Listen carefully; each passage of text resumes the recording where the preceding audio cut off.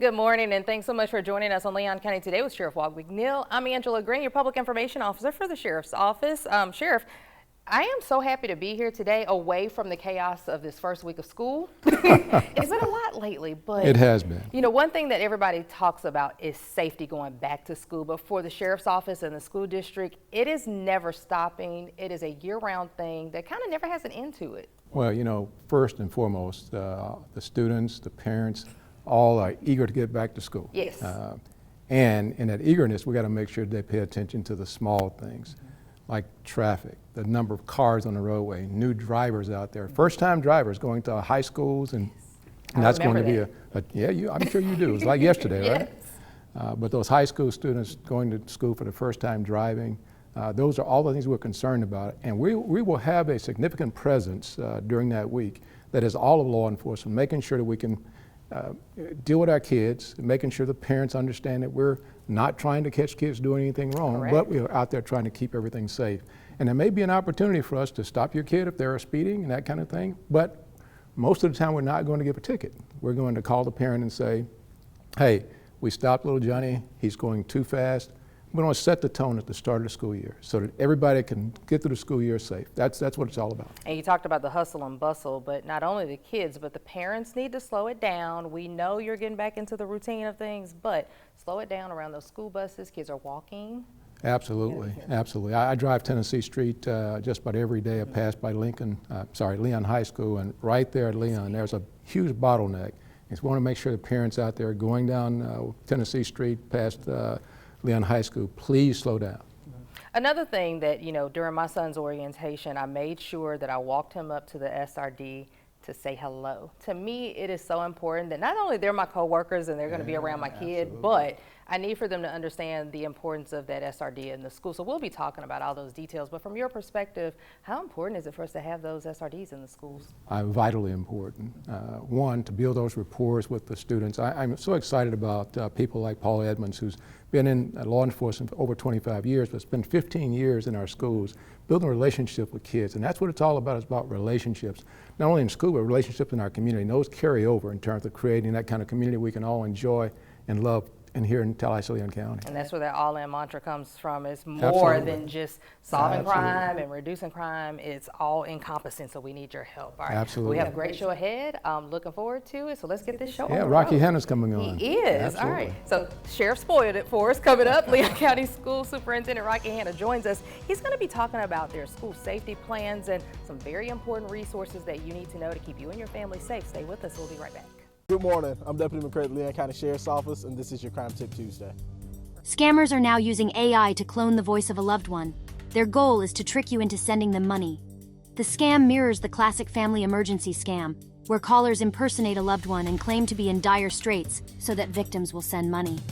Here are some good tips to remember in order to avoid getting scammed. Don't trust the voice. If someone calls you claiming to be a family member in trouble, verify their story by calling back using a phone number you trust or talking to another family member or friend. Use a family code word or phrase.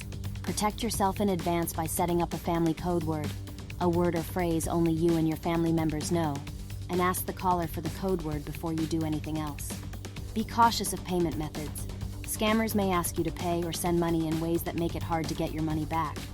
If the caller says to wire money, send cryptocurrency, or buy gift cards and give them the card numbers and PINs, those could be signs of a scam. If you spot a scam, contact your local law enforcement agency right now. And that's your Crime Tip. Have a great day.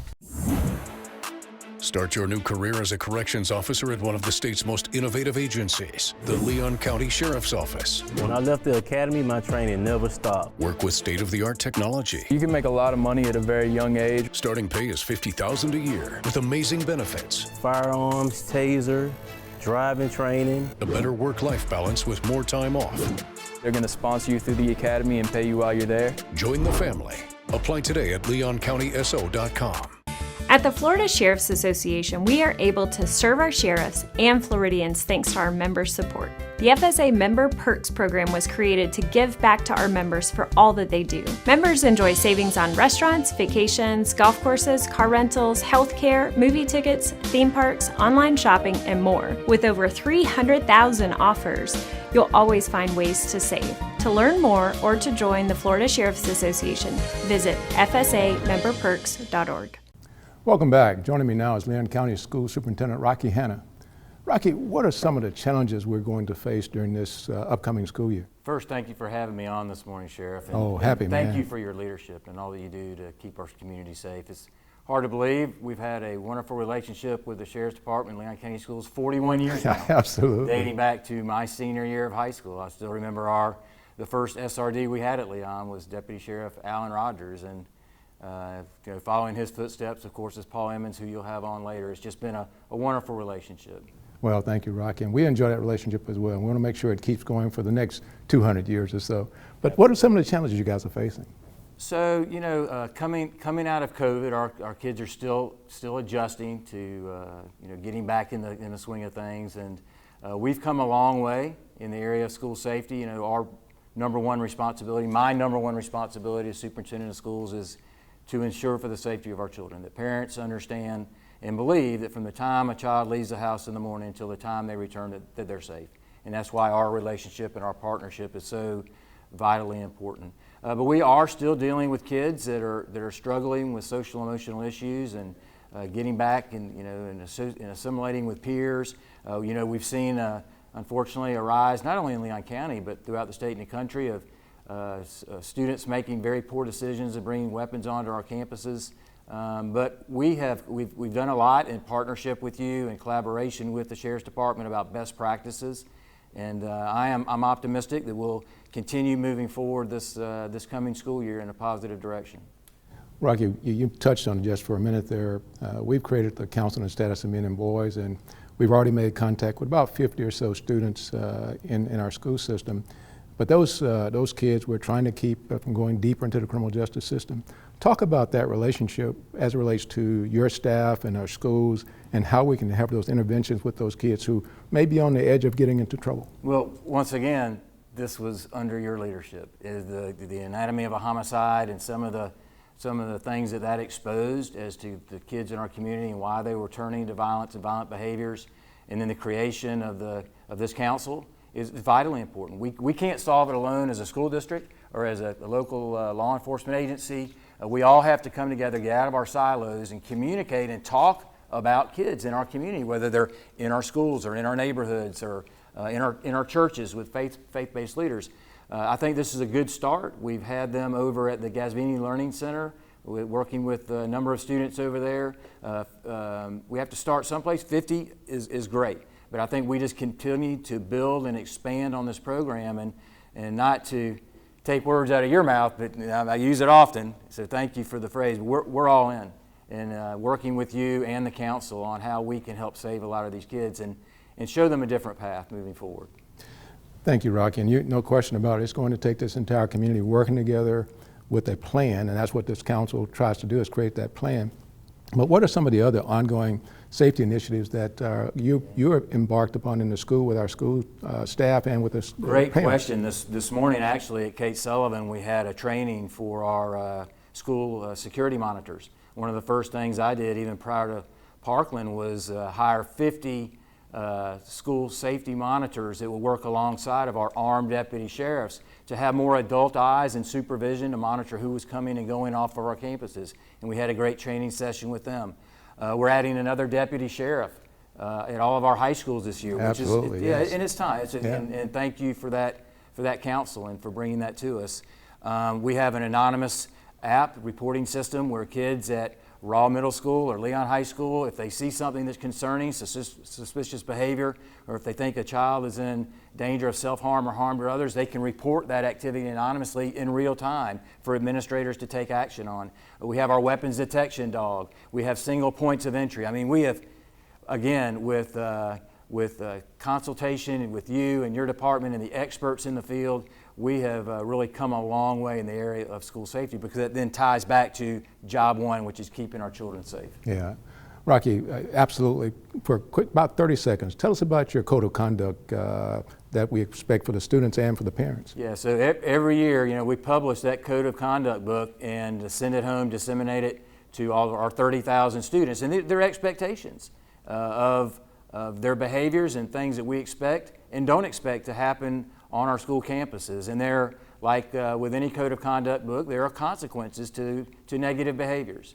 And fortunately, we have a great team, a great group of people that are working with our folks in counseling, and we are optimistic that it doesn't come to initiating severe discipline or consequences, but at the end of the day, it's just the rules that we are governed by as a public school system. So it's vitally important that our students and our parents are well informed and understand the expectations that we have in our public schools. Well, Rocky, thank you so much for all the work you do.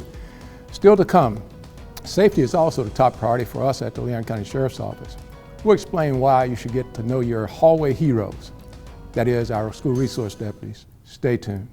LCSO Sergeant Paul Emmons joins us now. Paul, you're a force in law enforcement as a school resource deputy. Tell us about your journey.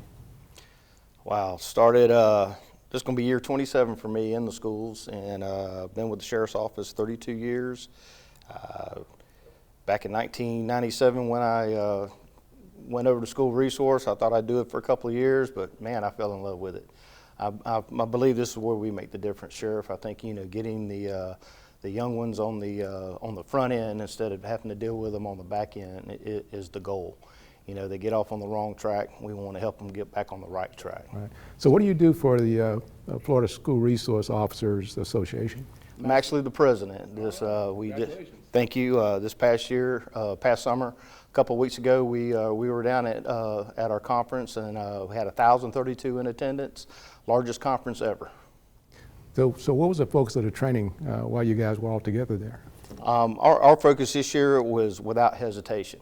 We don't want a Uvalde or a Parkland or a Nashville. We want folks, if it were to occur, we want them to understand that we're going in, we're going to take out the threat, and we're going to get their babies home to them.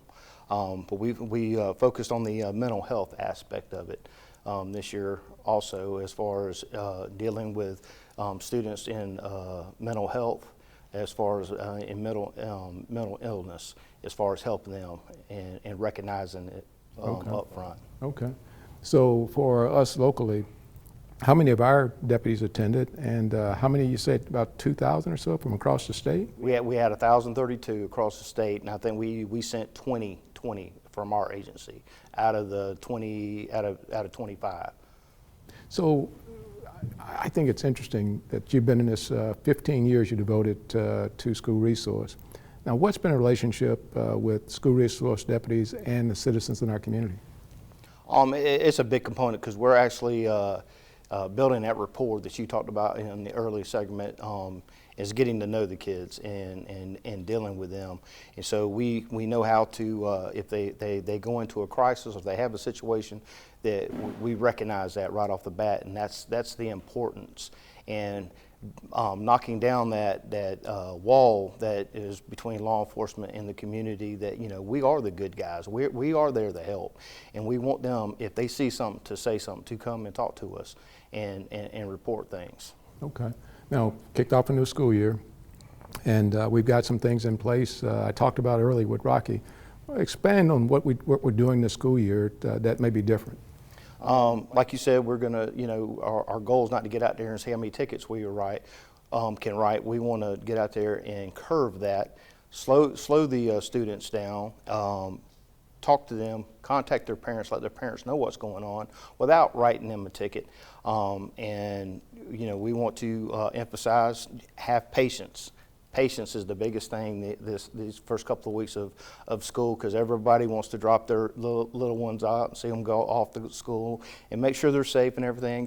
And we want them to also see us out front also, and, you know, hey, give that sense of, okay, my kids are going to be okay today, and they're going to come home at the end of the day. That's it. At the end of the day, we want all kids back home and safe. Talk about the the new initiative, Hallway Heroes. I think. Yes, sir. Yes, sir. Ashley Moody came down and kicked off the campaign at the conference this year.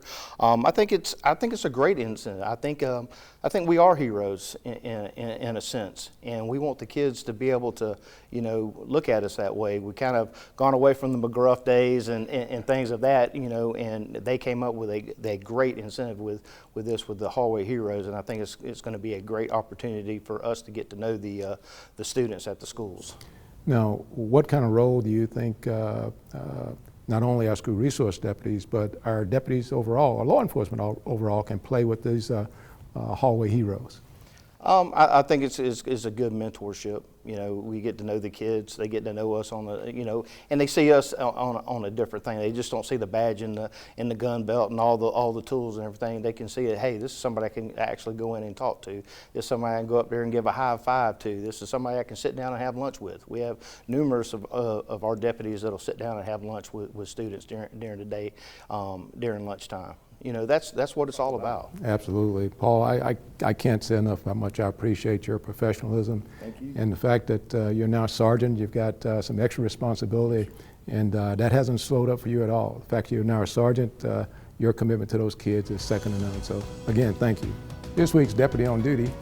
Our deputies are learning skills and strategies to deal with stress on the job. The details coming up. Download the Leon County Sheriff's Office mobile app right now. Our mobile app makes it easier than ever to report a crime and get important safety alerts. You can also see who's been booked at the Leon County Detention Facility and follow reported crimes in your neighborhood, all in one convenient location in the palm of your hands. Download LCSO Connect right now. It's free in the Apple App Store and Google Play by searching LCSO Connect.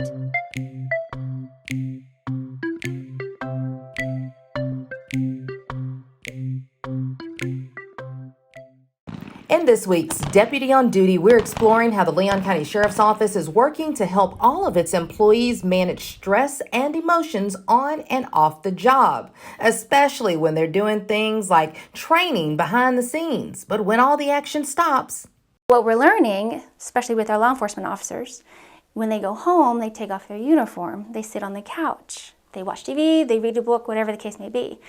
They feel like they're relaxed, but truly on the inside, their body's still responding to all the cortisol that has been dumped. Cortisol can last like a couple hours in your body, and so they're not really shifting into the relaxed state of mind. Maria Folsom is one of LCSO's victim advocates. She works with the agency's wellness coordinator to facilitate a self-management skills program through a device called HeartMath. It's a resilience program to help people learn how to handle their daily lives and then into the future. And so it's just a breathing technique, and then you use a thought recall, and then you combine them together. The idea is that by training your breathing and thinking, you can alter your heart rate variability, or HRV, and feel better, reduce stress, and increase energy levels. And once you learn what it feels like, and when you're doing it right, and you've practiced it, you don't need the machine anymore. You can just do it every single day, the way that you would an exercise. HeartMath software is a program that feeds your pulse into this device. The monitor clips to your earlobe. Then in real time, you can see a graph of your HRV, which is intervals between consecutive beats of your heart. So what HeartMath is doing is shifting your body to the other part of the nervous system, which is the parasympathetic. That's called the relaxed state. And so it's just a reboot and shift into that mode so that your body responds. And when your body responds, that's when all your digestive tract is working and your body's healing itself. If you're not doing that over time, that's when illnesses will kick in, and then stress will kick in, and anxiety will kick in. So it doesn't happen overnight, but over time. If you're not getting to that relaxed state, that's when you get injured and sick and hurt. The real-time feedback helps the user to know when they have successfully shifted their heart rhythms and emotions. What's really cool about the machines is it does give you an output. So it shows you exactly what you're doing. It's recording in this moment, an output, and you're able to assess your output and know how effectively you were utilizing this technique. The HeartMath device is available to all LCSO employees free of charge. It's just one way the agency's wellness program helps its staff improve their health and well-being. For Leon County Today, I'm Angela Green. Start your new career as a corrections officer at one of the state's most innovative agencies, the Leon County Sheriff's Office. When I left the academy, my training never stopped. Work with state-of-the-art technology. You can make a lot of money at a very young age. Starting pay is $50,000 a year with amazing benefits. Firearms, taser, driving training. A better work-life balance with more time off. They're going to sponsor you through the academy and pay you while you're there. Join the family.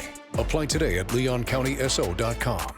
Thanks so much for sticking with us. Sheriff, so much stuff to cover. We could probably do 3 or 4 shows with all the issues that people need to know about going back to school. But I did want to talk about a little bit more that student code of conduct, because I have to read it every year. You know, things change, but we put out press releases sometimes about the things that kids bring to school that are criminal. And I think parents and students need to understand things that they cannot bring to school. Yeah, well, Angela, you're absolutely right. And if you're out there listening, certainly everybody knows you can't bring a gun to school.